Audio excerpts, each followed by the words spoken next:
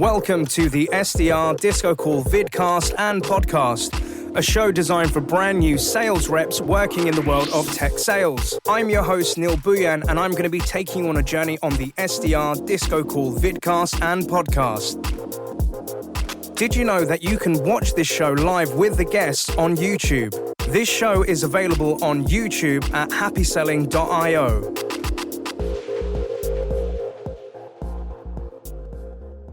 Hello, listeners, watchers, and subscribers. Welcome to another chapter, another episode, and another cool story on the SDR Disco Call Show. If this is your first time joining or you're a returning listener and watcher, what is this show all about? So we love the world of tech sales and startups and businesses and around the profession of sales. And there is an element called sales or business development. So these are the people that are typically reaching out to businesses, trying to introduce their services, book meetings, and hopefully make some great sales. And my name is Neil Bhuiyan, your host. And what I love doing is finding really cool people within our industry to learn more about their stories and share insights to help you out in your own sales career and to become what I call happy sellers. If you're listening to this in your local podcast platform, please make sure that you give us a rating and share this episode with anybody that you think could benefit. And equally, if you're watching this on YouTube, make sure that you like, comment, and subscribe down below. So with this beautiful guest that we've got on board today, this is actually somebody that I've been working with for the past year through coaching and my sales coach. And when I met this person back last year, I could kind of see myself within them because they kind of were in a place of where I was in my days when I was a manager back at Zora. But without further ado, I'd love to introduce our guest. Who are you? Hello, Neil. Thank you for having me on. My name is Siân Pérotin. I work at Kainos currently, and I've been in business development for around 10 years in total. Love it. So we've got a veteran in the game. And Siân, whereabouts in the world are you based? I'm based in Belfast, which is in Northern Ireland. Love it. And I actually visited you guys a couple of months back as well, and it's awesome. Highly recommend going out to Belfast, and they've got some cool pubs and great places out there. And Siân, just at a super high level, just so our listeners know, what does Kainos do at a high level? Kainos provides IT and like bespoke tech applications, but then we also support Workday. So we're a Workday partner, the largest boutique partner for Workday in Europe at the moment. So, Love it.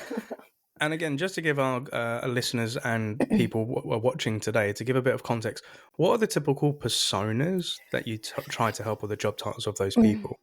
Yeah, so in my team, in my business unit, we're in the Workday business unit. So we're going after HR personas, we're going after finance personas, and then to a certain extent, we're going after IT personas as well, but mainly C-suites. It's C-suite only really to really get in there for those big transformation projects. I love it. So it's like a C of the C level. Yeah. Sorted. You know, a question that I always like to ask my guests, because we like to get to know you a little bit better. Outside of sales, what are your passions, hobbies? And I know there's a little creative element to you, Siân, but what things you like to get up to outside of sales? Yeah, okay. So lots of different things. I think I love cooking, and I love finding new recipes. Sometimes I like to replicate recipes that I've had in a restaurant and I don't want to pay for anymore. So try my best to kind of reproduce that. I love drawing.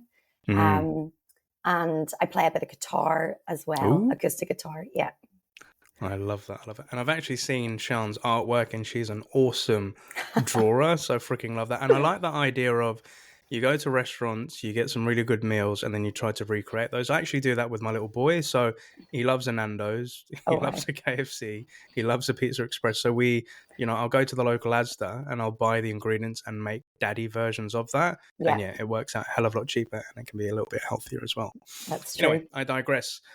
But normally at this point of the show, for our watchers, what we love to do is visit our guests' LinkedIn profiles. And as a reminder, with all of our guests, what you'll be able to do is get their LinkedIn profiles within the show notes, so that if you want to connect with them, ask them any questions, or pick their brains on any of the topics we've discussed today, please feel free to do so.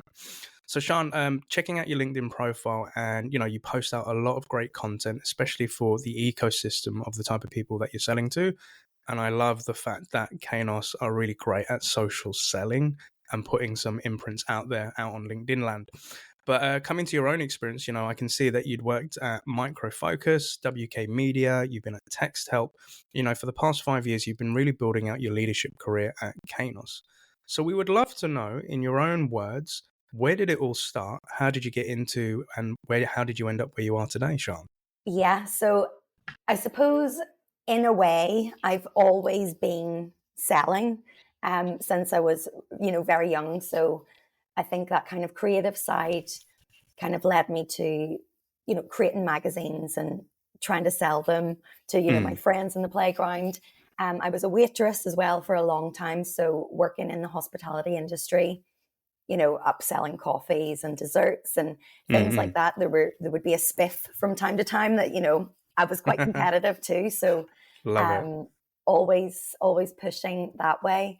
But I moved as part of my university degree to Spain, and I was working as a teacher through the British Council.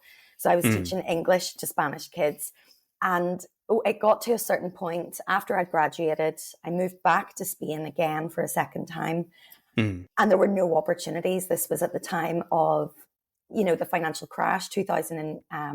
It was kind of 2000 and there were really no opportunities for me in Spain. So I saw an advert for a graduate scheme with Micro Focus. I applied for it. I had to go and do, like all the psychometric tests and interviews, and it was a full day group interview scenario, so loads of tasks.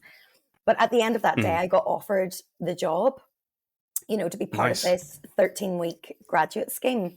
I'd never considered tech sales. I'd never considered kind of what we imagine as a traditional sales role, office-based, picking up the phone, cold calling. So it was a bit kind of stepping into the unknown, but it was really exciting, and it was a great time.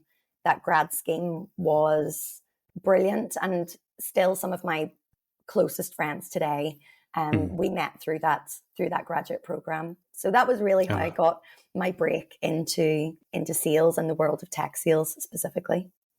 I love that. Thank you for sharing. So, after you graduate, like you're going off to Spain, you're helping teach children like English out there as well. You've gone back, you've gone through the financial crash, which scarpered a lot of things like pre-pandemic days as well. And then, going to Micro Focus and looking at this opportunity to kind of test something out.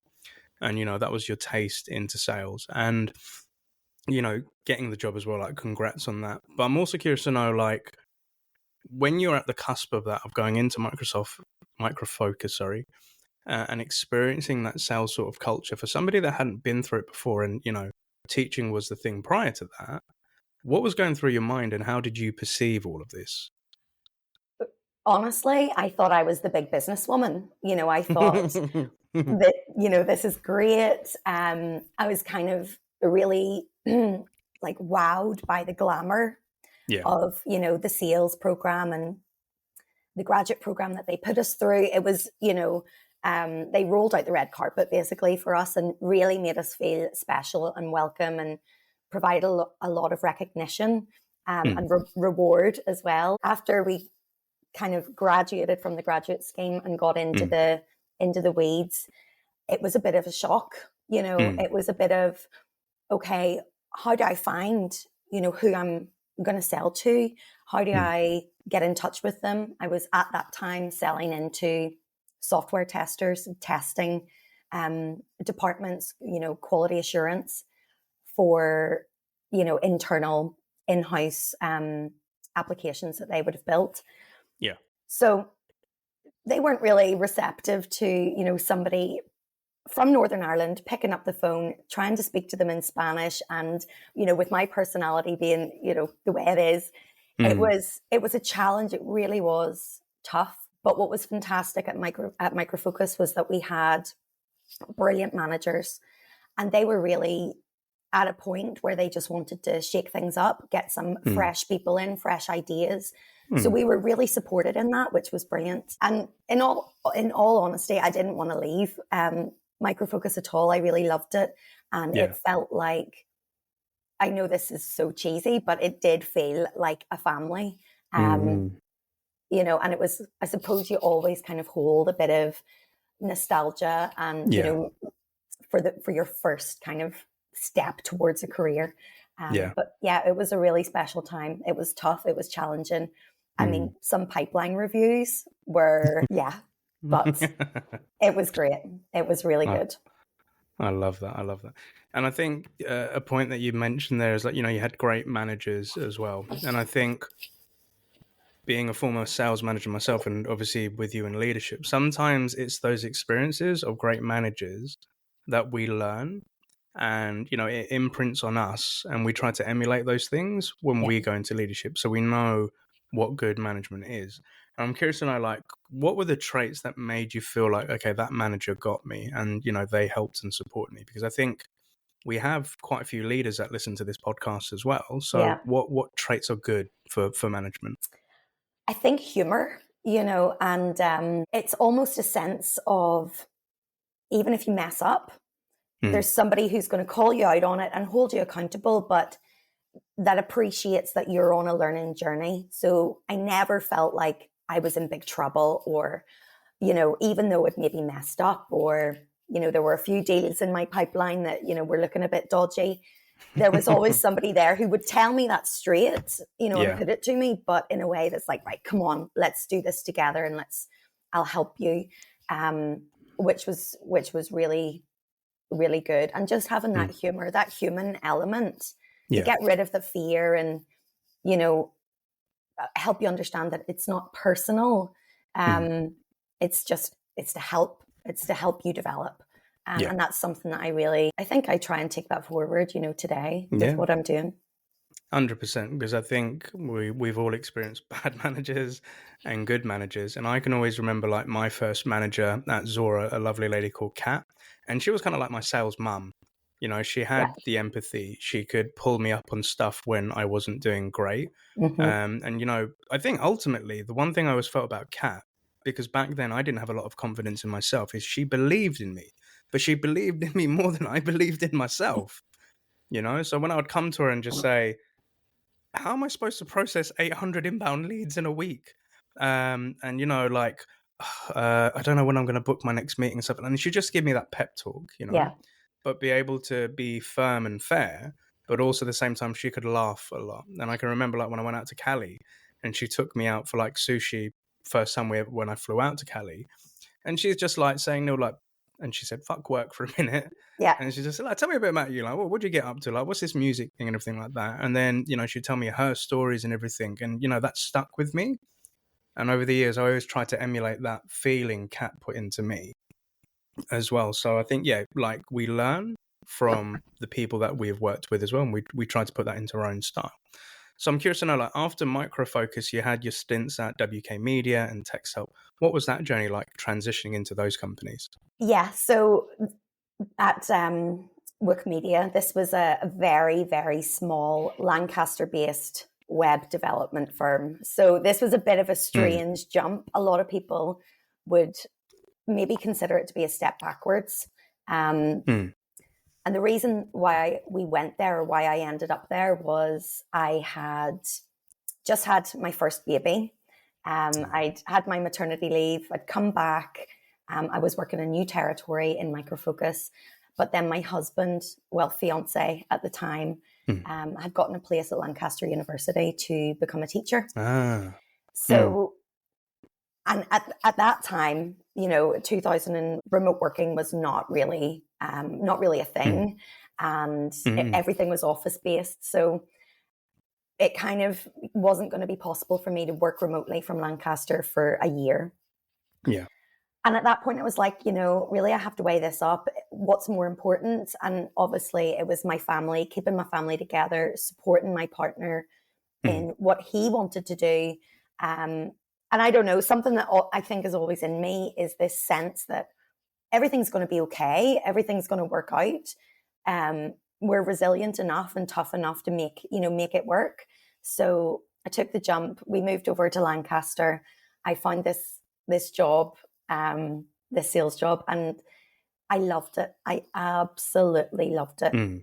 it was one of those roles where you're going through the yellow pages or Yell Yeah. and finding plumbers and electricians and dentists and, you name, like dog groomers, you name it. I was picking up the phone to them and selling them a new website or SEO to help them, get found or get ranked higher on Google. And my boss there, a guy called Joe, he was just like an absolute firecracker. He was brilliant. He was one of these through and through salespeople that it was impossible to, argue with. He was going to sell that no matter what. And would have been, when I was on the phone, because again, that confidence thing comes in, whereas in Micro Focus, it was very much about relationship building and long-term sales cycles. And this was you pick up the phone, maybe there's 1, 2, max 3 phone calls, and it's a done deal, so. Yeah. And he would have been coaching me on the sideline, but it was great. I had £2,000 to sell per week. So I had a weekly target. Yeah. I hit it, near enough every single week. And that was a massive kind of learning curve for me because I'd never had to really push for an outcome on a call before. But it was so enjoyable, and getting that sale and writing it up on the whiteboard, it was brilliant. And then, the guy who was actually going to build that website was in the room as well, like on tenterhooks, waiting for, the deal to be done. And he would be like, right, I'm going to go and start working on this. So it was great. Really, really good. I love that. Because I think it's like in essence, literally like your call list or your account list was a Yell Pages like book where you've got all these numbers and you've got all their numbers and contact details there, right? So it's all verified. And then, you're trying to pitch them and bring them to become more digital, either with SEO and helping building out their website. Yeah. But like doing that 360 sales as well and having a firecracker boss, like that energy and passion. I can remember the days of going up to the whiteboard, writing, hitting the target and stuff. And, it kind of like builds you into that sales mindset and feeling and vibe and the thrill and the chase. I can definitely relate to that. So obviously you then moved into Text Help, and what was that all about? What was that journey, and how did you make the transition into that business? So this was, so I was in Wikimedia for about a year, and my husband had finished his degree. That summer, we got married in France. So we were for a full month in France, kind of prepping the wedding and, everything like that. And we were moving back to Northern Ireland. We weren't going to stay in Lancaster because when you've got a baby, you need your mum. You need your mum beside you to kind of help, and your family is so important. So we moved back to Northern Ireland. And for a couple of months, I was just waitressing again, in a new restaurant that had opened up in my town. But that was just kind of while I was looking for my next move into a tech company again. I kind of wanted to go back to the micro-focusy type environment. Yeah. So while I was waitressing, I was keeping my eye out. Kainos was definitely in my sights, but I needed a bit of a stepping stone. So they weren't hiring, and I wanted to get some relevant experience. So I took this job with a company called Text Help, which is again a Northern Irish company, but that sells ed tech or educational technology and assistive technology to help people with dyslexia, people with dyscalculia and things like that. So it was a really good mission, and it was good fun. They had a ping pong table, which I absolutely loved. But in that role, I wasn't selling. I was in an admin role. I was processing, orders and looking after the CRM. So it did feel like, the move to Wikimedia kind of put me back in terms of where I wanted to be, but it was such a fantastic experience and like learning curve for me. And I also just had fun. So it kind of went to Text Help to bridge that gap to getting into Kainos. I love that because there's a lot of things I can relate to, but what I'm kind of hearing is obviously you've got family and life, which is always our priority, right? And there's a theme with teaching with your partner, with yourself as well, that I'm kind of guessing getting there as well. But, where you've got your life moments and being parents, being a mother as well. That's obviously important. We're going to dive into that as well. But you've kind of said to yourself, right, I want to get to that sort of environment again. but as you mentioned, you wanted to kind of have a stepping stone. And that was something similar to myself where, at one point I worked for local government. Then I took a load of temping jobs. And I don't know if temping is still a thing as much as it was when I used to do it. But I used to take admin, like anything, admin jobs, data entry jobs and stuff like that. And the way that I got into sales was, right, I want to get into sales, but I don't have any experience of it. So could I take a temping job that works next to a sales team? So, I was handling the orders, the subscriptions, managing Salesforce.com, all of that stuff. And I used to listen to the salespeople. And as people know, history goes, one day I approached the sales director and said, hey, I want to do sales. And, telesales started and all of that. But I like how you were conditioning yourself and getting yourself ready and using stepping stones to get to where you want. Because I think sometimes people think it's a linear thing. They think you just go from point A to point B, but they can be side steps to help you get to where you want to. And as you mentioned, Kainos was on your site and you started off as one of their, biz dev reps. When was it? Back in 2019. Yeah. So walk me through, okay, so you're moving on from Text Help. You've joined the big boys, which are Kainos in Northern Ireland. What was it like being that rep and what was that experience like?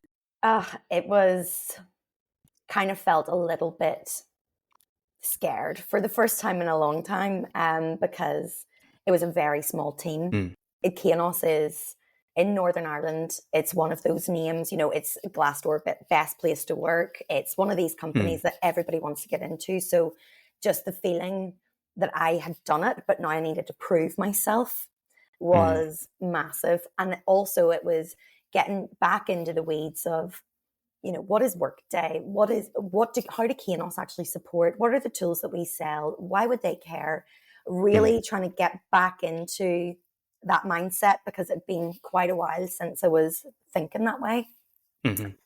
But I was delighted. So I was actually, my manager at the time was a guy that I had worked with in Micro Focus. We were part of the same team back then. Yeah. So, and there were only three of us. There was my manager, Kieran, me, and another guy. And basically we were selling across the world. Our target, so it was a very, very close, very tight-knit team. Our director at the time was really supportive. And I kind of felt like there's nothing's off limits here. There's so many things that we can do, we can try, that we can, improve. And I was really successful in that role. I loved that role and the product that we sold. It felt, after a while, it really came naturally. And as that team grew, then I started to, mentor new joiners and things like that. But yeah, it was, at the beginning, I was a bit like, oh, here we go again. Like every day's a school day. Yeah, 100%. It is indeed.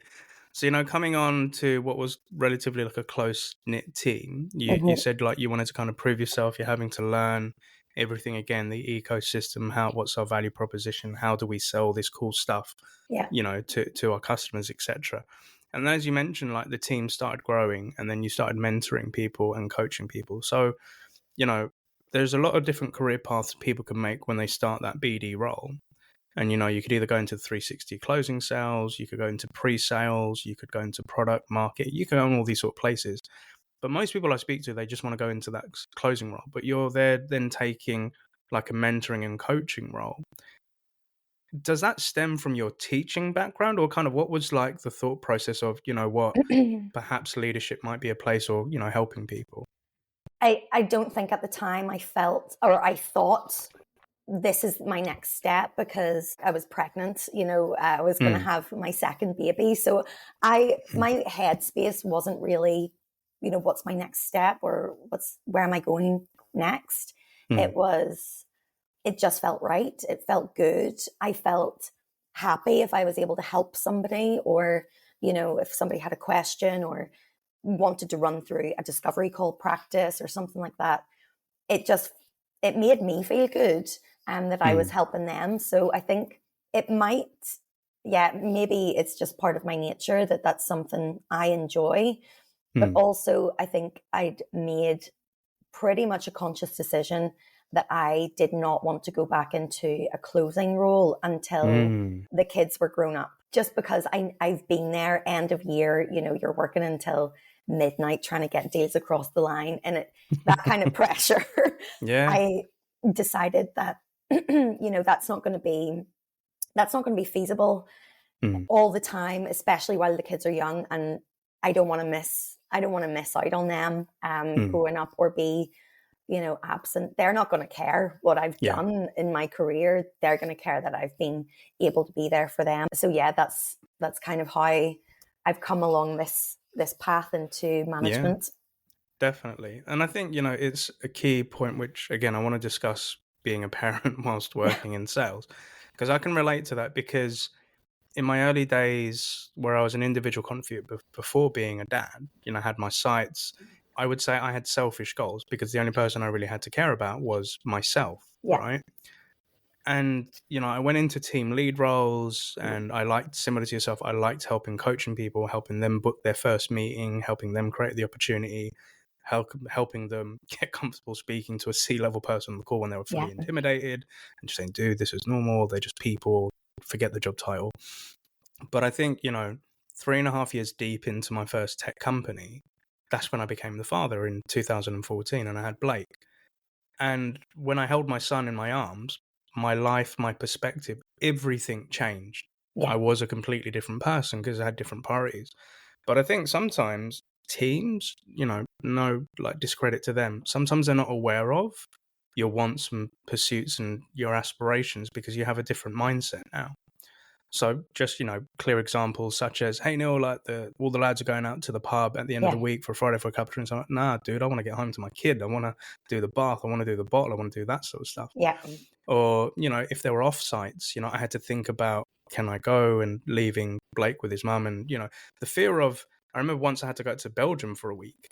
And it was the first time I had a time away from him, like the longest time ever. And I found that really hard, to do. So before we dive into the actual, the leadership life and how that panned out, I'd like to get your thoughts and opinions on what is it like being a parent, like being a mother, working in sales, Siân? Honestly, it can be so hectic. It can be so hectic sometimes, but I think that's true for any parent. You've got, like you say, your mindset is different. Your priorities are completely different. And I know that there's things that I need to do, to make things run on schedule and on time, and to make sure that they're, fed and clothed and, have everything that they need. My job, I think, will always come second to them. So kind of balancing that can be tricky sometimes, because I love my job and I love what I do. And, sometimes I can get so deep into work where I'm like, right, okay, we need to get this done. Here's a deadline. It's kind of trying to pull myself away and be protective of my boundaries as well, and say, right, no, now is the time that I need to go and spend some time with them. I need to step away from this because this isn't helping them, and it's not helping my relationship with them, which is my ultimate priority. So having that in mind, and especially because a lot of my colleagues don't necessarily have children, some of them do and they get it, but some people don't. So it's just having that in mind, and just being protective, like I say, of your boundaries and what is important to you. Yeah, 100%. And I think, in the early days, like when Blake was born, I was theproudestdad.com, right? So if I was working from home and I'm on a Zoom with everybody, like if little Blakey was calling around, I'd pick him up and put him on my lap, and I'd be joining, quarterly business reviews or stuff like that. I'd be like, yeah, that's little Neil there, you know? And I was quite cool. But then I did kind of sometimes note that people found it weird. Like, dude, this is a business call. Why are you bringing your kids on? So, I've made a conscious effort over the years when I've done sales calls, discovery coaching. If kids are joining, I'm like, let them join in. They're part of the crew, man. Let's have fun. Let's have a little wave at them. Didn't take it too serious. But, the other things that I noted was it took a while to figure out, but disconnecting from work and spending the time with your child. Because, in the early days, I can remember being in my kitchen in South London, like working on the worktop with the laptop. Daddy's doing stuff deals, updating Salesforce. and he would come up and touch my leg, and I'd be like, okay, just hold on a minute, I just need to Yeah. finish off this thing because I've got work tomorrow. Yeah. But, you know, over the years, I'm like, cool, put the laptop down. What is it that you need? What do you Yeah. want to do? Where are we going to go? You know, getting back to it. And, you know, balancing your personal time and work time. And sometimes companies can demand a hell of a lot of you because, you know, a business might be saying, like, we're building a business. One day we're going to go IPO. We need all hands up, like, roll your sleeves up. We need, yeah. And I'm like, but when Yeah. you became a parent, I said, well, that isn't my priority. Yeah. I get it. It's your baby, your business. Yeah. But I've got this one little here. And, you know, time can Exactly. never be brought back for that as well. And I think the other thing, and I'd love to get your opinion on this, I think when becoming a parent in sales and in leadership, sometimes those parenting qualities come out in your leadership, right? And sometimes it might be an unconscious thing, but there have been moments where I've had to say, no, you're not their dad. Yeah. Like, you know, in the one-to-one where you see the kid trying, you know, and you want to like push them and coach them and push them through. Some people don't like that stuff, you know, but I've been conscious of it, but I'm just curious, like, has that ever happened to you, Siân? It probably has. Yes, it probably has. But something that I've been kind of working on over the past year and a half is mirroring people and trying to flex, you know, my style, because probably one of my flaws is offering unsolicited advice. You know, I've learned so much through trial and error and all of my experience. So I'm very quick to jump and say, oh, no, you know, do it this way. And, you know, or what you need to focus on is this, that, and the other.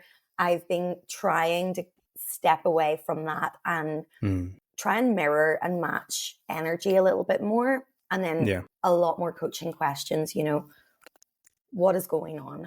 How do you feel about that?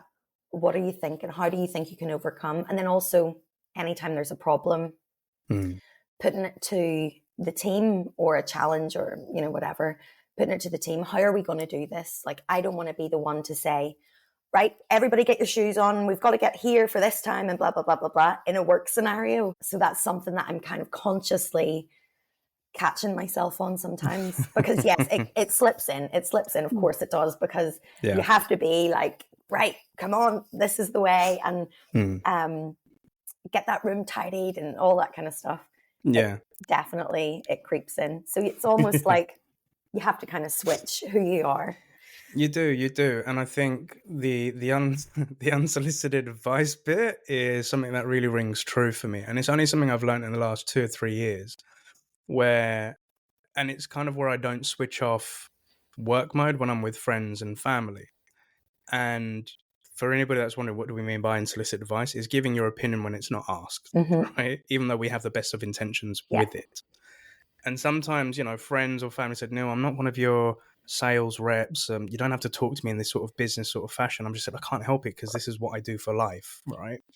But through therapy, I was advised, Neil, you give the advice because you're passionate about the topic or the person that you're talking to, and you genuinely want to help. So that's where it's coming from, and that's not a bad thing. But the technique that I kind of learned, and it was more in the one-to-ones that I do with my reps, Siân, where they would tell me their problems and they expel them, and then I kind of came up with this. I'd be like, do you want me to just listen to this, or would you like my advice or opinion on this? Yeah. And sometimes people say, no, I just want to vent it out and just get it out. But there are other people that are like, yes, I want your advice. And, you know, getting into sales coaching, I freaking love it because people want my opinion and they want my advice. So that's the place for it.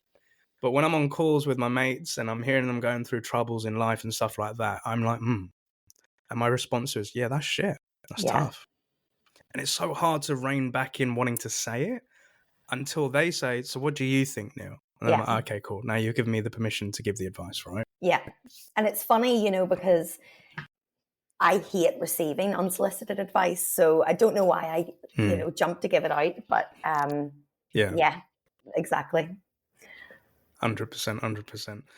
So, okay, so we've spoken about parenting within, you know, companies and business. Maybe for people, company owners that are listening, what things do you think they should take in mind for their staff that do have the kids and this family life? And that's really important because I know sometimes businesses make it hard to be a parent. What do you think are the things they should consider? You know, I can't speak for every company or, you know, leaders, but in Kainos, it is so flexible and it's so supportive. So I feel very, very lucky that I can, just text my boss and say, look, I have to push this out, or this is what, I have to be off today because my kid is sick, or things like that. But just that kind of understanding on a personal level, we're not all going through the same thing all the time. Things change, and it's about teamwork and supporting everybody. And I think that kind of comes into that, equity conversation, that the support that you can't just give, your team of 10, each person exactly the same support and the same rules and guidelines.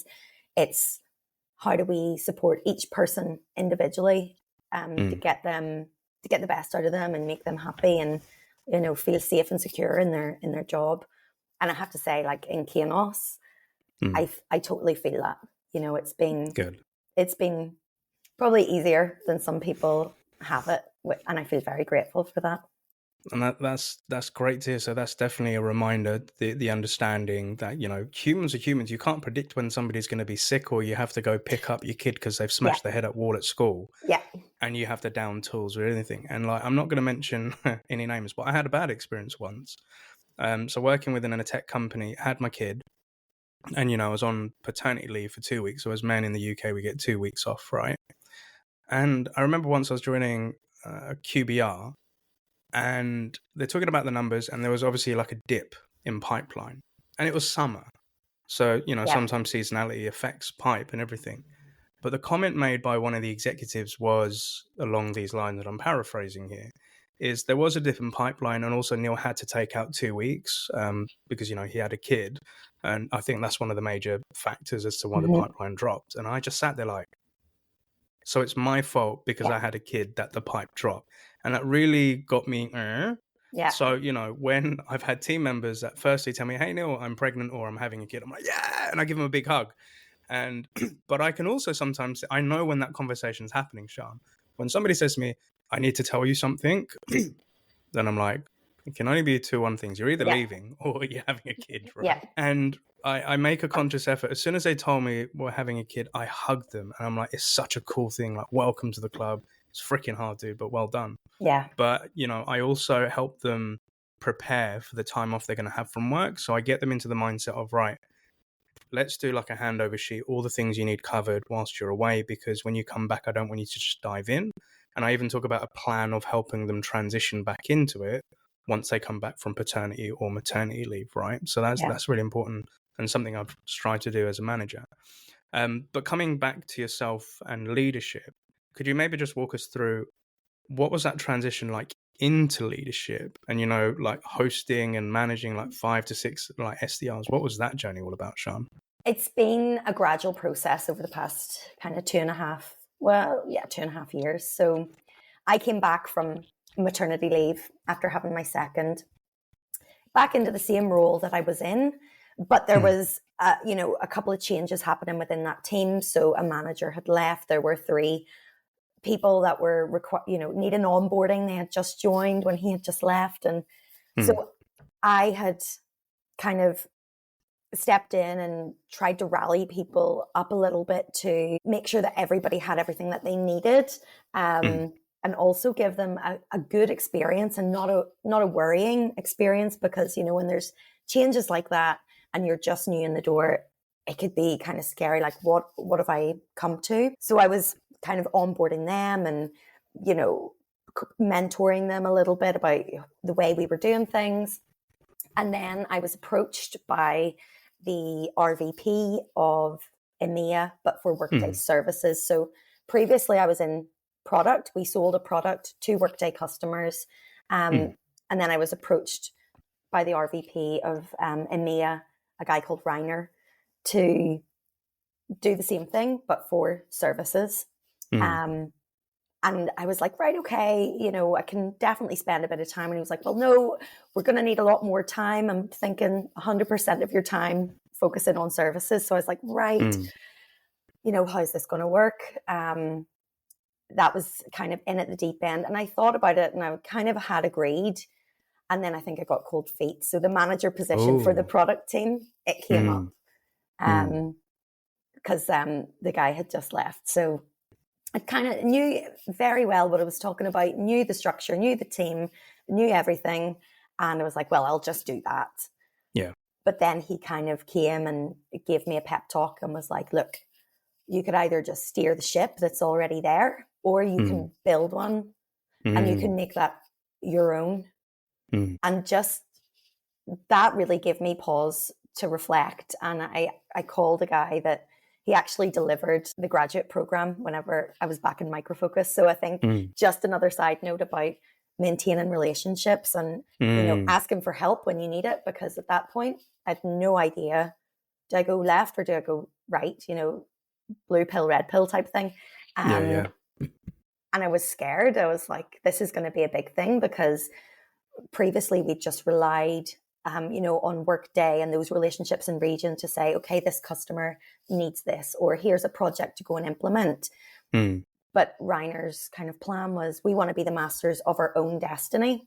So we're going to need to go and find our own business and give that to Workday, because part of our goal was, you know, we want to be the most valuable Workday partner in the entire ecosystem. And it's a big ecosystem. So that's kind of, you know, why they wanted me to do this. I did it for, you know, 3 months kind of by myself, middling results. I mean, really, we didn't have a clue where to even begin, because it's ERP. You can sell it to anybody. So then after a couple of months, I got 2 new hires, a girl that I'd worked with previously in Micro Focus called Maureen, who has just had her 3rd baby. So congratulations to Maureen. Congratulations, Maureen. Yay. He's so cute.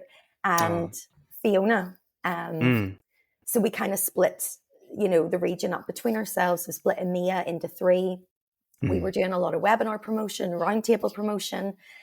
And we kind of were doing okay, but it reached a certain point in the year where we were like, okay, we're not going to hit our target here, girls. Like, what are we going to do? So there was a lot of trial and error, you know, coming up with different sequences, looking at intent data, looking at, you know, situational kind of triggers, going after people who had mergers and acquisitions, like trying to really think outside the box, because it was all just, you know, promote this webinar, promote this event, follow up on it, which wasn't getting us, or working off a static list. You know, this is a list of accounts, go and pick up the phone to them. Which, you know, when you've got things like sales, really those tools allow you to think outside the box and hit more of the people who are in market at the right time. So whenever we implemented that, you know, all was good. We hit our target. We were really kind of proud of ourselves for getting there, because at certain points throughout the year it was hairy, but it was it was a proper team effort. And at no point did I ever feel like, again, that we were going to be in trouble. The support that I had from my leadership at the time was amazing. And talking about good managers that we were talking about earlier on, those good experiences. My manager at the time, a guy called Stefan, was just the best. Doors always open. Let's do this together type attitude. So yeah, it was good, but it was trial by fire, you know, getting there. And then we grew the team again, you know, maybe. And then whenever we started to grow the team, there were, again, every day's a school day, so much to learn, because I felt real trust and confidence with Fiona and Maureen. But then I'd hired, you know, a remote rep as somebody, again, someone who was based down south, and trying to manage these other guys who didn't really, you know, I'd never experienced that before. So there was a lot for me. I had my first experience of managing, you know, like poor performance that I'd never, I wasn't expecting, because I thought, I just kind of naively believed that everybody shares the same passion and drive as me. You're right. Not the case. So lots of moments where I was like, okay, what am I learning from this? What am I taking away from this? How am I going to improve things next time? And what should I be on the lookout for? And stuff like that. So fast forward to today, you know, we've got a team of 5 SDRs. It's such a great team. I really love my team. And I think I think we all care about each other, just beyond work, and we all have a really good relationship and do share that kind of passion, that wanting to make a difference, wanting to make things better, either for ourselves, each other, our colleagues, for workday, all that kind of stuff. So it's a great team, and I feel very lucky that they bring a lot to the table. They bring a lot of ideas. I love that. And they're very lucky to have you as a manager, Sean, and I'll dive into the whys in a moment. But to kind of recap that story, it's really cool. So like, here's a new opportunity for you to go into management, but where you kind of got cold feet with it as well. You were able to reach out to people for help, get a bit of a pep talk. And, I love that where, you can either steer the existing ship or you can help build a new ship with a new crew behind it and everything like that. And hearing you working with Maureen and Fiona, like working together, testing the market, like trying these accounts and everything, it kind of just makes me think it was like you had like your own mini startup within the business, right? It's a new business unit and you're kind of 3 co-founders trying to figure out what's the market and going through there. Yeah. And, with a lot of startups that I've worked with, this is typically how it starts. It's maybe 2 or 3 co-founders together. And one will go off into product, one will get into more the tech side of it, or, the customer relationship, and one maybe that CEO that leads that team. They're the visionary. And, the things that come with leadership, remembering your point there where not everybody's like me or has that same want or drive that I may have. And you learn a lot of different personalities and you're thrown into a lot of different situations, which can make you feel uncomfortable. And, at points you can start questioning yourself. Like, am I the bad manager or have I done something wrong? Because what you're trying to do as a leader is you're trying to help people grow. But what you have to do is then start studying different types of people, their desires, their wants, their drives, their motivations. And everybody's built up differently. So, I had to learn that not everybody's motivated by money. Nope. Not everybody is motivated by booking the meeting. Some people just love it when the deal closes, or some people love the art of just booking the meeting. That's why I didn't really give a damn too much about the money. I was like, I just want to book the logo that nobody else has got. Yeah.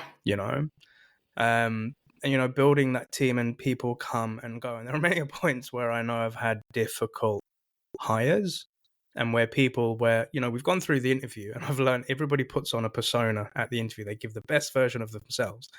And then when you're like 3 months into the job and we're nearing probation, like, oh my God, like this, like I didn't think they were this type of person. Yeah. And sometimes you have to have very hard, conversations. But, and, I've had many times in my career where I've almost burnt out because I've cared too much. Yeah. I've had times when I've been on tears at my desk thinking like, how am I going to do this? Like, I'm a shit manager and all of these things. But I think the key thing is the asking for the help piece. Yeah. Because I think sometimes when we're filling into these big shoes, we may have this sense of we have to be perfect and we have to get everything right. But it's not the case. Yeah. We learn and we get burnt as we go along. But the point where I was saying to the audience here is like why they're a great team and they're very lucky to have you. And the reason I say that is because for the past year, we've worked together where I've been your sales coach. Yep. And, I can remember our first call. So obviously I got sent the notes as to your profile, what you're looking for help and everything like that. And again, I'm not going to dive into details because that's private. But just I remember saying to my sales coach team, I said, she reminds me of me when I started out as Zora. And I remember I was so excited to get onto our call because I was just like, I really want to help this person. And when you came to me with your ideas, your needs and wants, and there's been some good times and there've been some hard times with it as well. But it was just nice and refreshing to speak to somebody that was open to help and wanted to help, but also came with their own ideas, really cared about the team, and ultimately just wanted to test things out. Yeah. And the months as we've caught up, I'm just hearing, okay, you're doing this, you're doing that, great things are happening, you're thinking big, you're being bold, all the things that Kainos is built for, right? Yeah.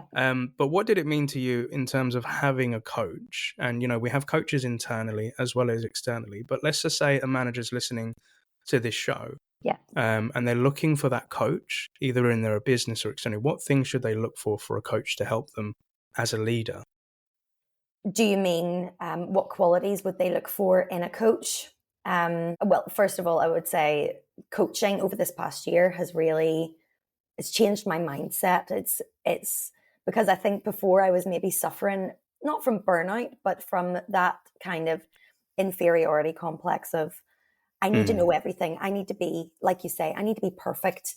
This is my job and I want to, excel at it and prove how great I am. But really, I was right at the beginning of my management journey and I didn't have any answers.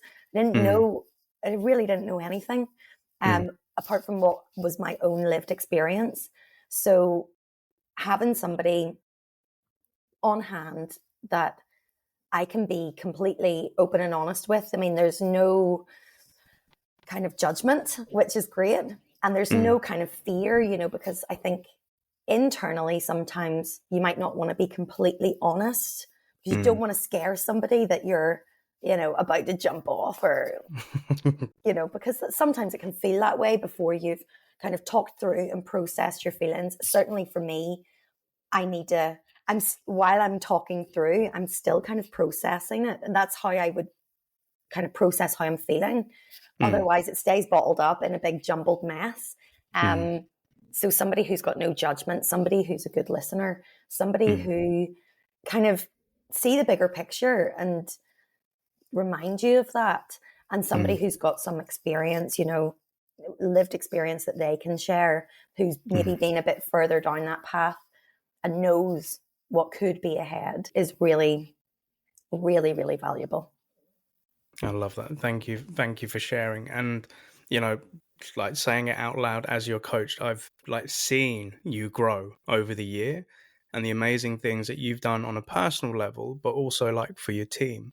And, I had the privilege back end of last year where, I actually got to meet you after a year face to face, like with you and your team at Kainos, like where you did like an SDR day event alongside the wider team. And do you know what? Just walking into your offices in Belfast, it's just the energy in the room, like everybody working together. And I just sat there, as you can see, right in the background, because I like to be in the background. But I just sat there proud of you, dude, because I was just like, you've created this like environment. You've created this, helped create this team. You've got some great people in there that, you've done this all together. And I just sat back and I was just like, yeah, I'm proud of the lady. But like for that event, that was like the first of the SDR event. And I think it's important for leaders to know, why should you have events or days for your SDRs? What's your kind of advice on that? I think if you're not getting, together in Kainos, we've got different SDRs who are focused on different products, different regions, and it's very easy now with remote working to be sitting in your silo and you've got blinkers on and you're like, right, I need to make my calls. I need to send all these emails. I need to do this, that, and the other. And you're not lifting your head up and you're not coming in and just bouncing ideas off people who are in the same position as you. You're not sharing success because you don't know about it because you're just purely focused on your thing. But there's a community actually out there that can help you. And we're not trying to be, sales influencers or, these people that are like, 10x your reply rates. We're there to share the good, the bad, and the ugly. Those war stories, help us all and bring us all together. And so that's why kind of going forward, we're going to be running these SDR days on a quarterly basis. So, bringing external speakers in, people who can share some kind of practical hands-on tips, but then also give the SDRs the floor as well to share something that they're really proud of that they've done, with the hopes to inspire the new ideas because, there's so much new technology. There's so much change. Buyer behavior has changed, and it continues to do so. So trying to stay on top of that when you've got your day-to-day is really hard. So yeah, I think I'm excited for the year ahead. I'm excited and happy that we're starting to build those connections between SDR teams within our own company, just with a view to help each other out, which is one of Kainos' values, is working with others, developing others. So yeah, it's exciting. I love it. And I think, like being part of this event, it was freaking awesome. So for context and to kind of set the scene. So, Sean, you invited myself to come over. You had some other speakers in there. But I think what was really cool here is that you had your team and then you had your counterpart Frank's team as well. So I hadn't met any of them before. But here you had an opportunity to get these guys together in the same room. Yeah. Because in essence, they are doing the same role of trying to, get new businesses. And truth be told, I remember like you had what was his name? David Meyer. So obviously he came to do like a presentation. You had the crew from LinkedIn.com come in to share some best practices. And you had little old Neil like sharing all of his stuff. And I sat there and just thinking, isn't this amazing that you've got all these people in here? You're investing your time for your team and the wider team to help them learn and to help them grow. And I think it was a ball of fun. So, truth be told, I was nervous as hell. I'd come over to Belfast for the first time. I'm meeting all these people in real life for the first time instead of a Zoom. I'm seeing like these two big speakers ahead of me. And I'm sitting there with my little laptop that, I did my presentation the night before in the hotel, just getting it all ready.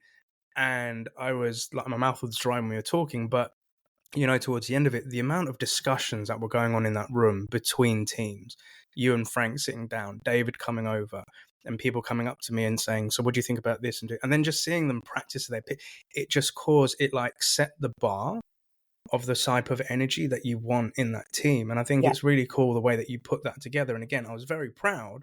Like when I walked off and, I came back to London and the team asked me, so how was Kainos? I was like, it was bloody amazing.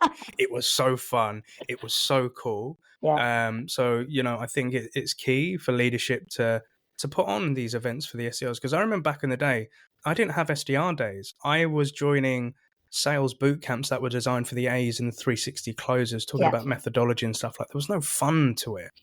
And, sometimes it got to a point where the trainers would say to us, okay, this isn't for the SDR, so there's no point of you coming to this part of the session. Yeah. And I used to feel really like outed by that. So I think what you did, and it's freaking amazing. And again, if you ever need a speaker, I'm your boy, let me know. Absolutely. I love that. So look, this has been an absolute awesome discussion. I'm so glad that you've come on the show today, Siân. But the question that I like to ask all of my guests. So imagine you're going way back in the day where you're thinking about, okay, where should I go? How should I start this career? Got kids on the way, traveling and all of that. What 3 bits of advice would you have loved to give that Siân, that younger Siân who's just about to embark on that journey? Yeah, well, I would tell her, be patient. It's definitely one thing. I would tell her, always be learning. If you're not learning, you're dead, and there's always going to be something else that you're going to need to get your teeth stuck into. And the 3rd piece of advice, it's so tough. Everything's going to be okay.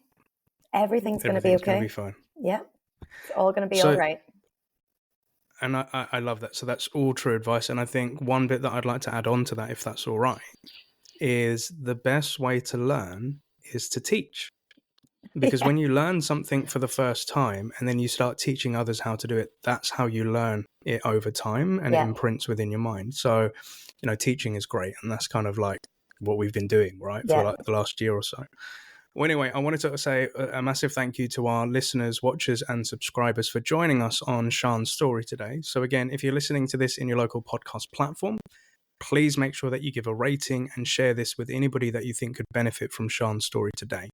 And if you're watching this on our YouTube channel, make sure that you like, comment, and subscribe. And write down below, are there any thoughts of what did you think about this episode? Do you have any similar experiences to what Siân has gone through? Or do you have any questions? And also, her LinkedIn profile will be in the show notes if you want to connect with Siân and find out more or pick a brain. And also to say Siân is always hiring. Yep. So, if you want Siân as a manager and you're based out in NI, then by all means, let her know. But Siân, again, thank you so much for joining us on the show today. I wish you an awesome week ahead and 2024, and I look forward to seeing you in our next coaching session. Perfect. Thank you so much, Neil, for having me.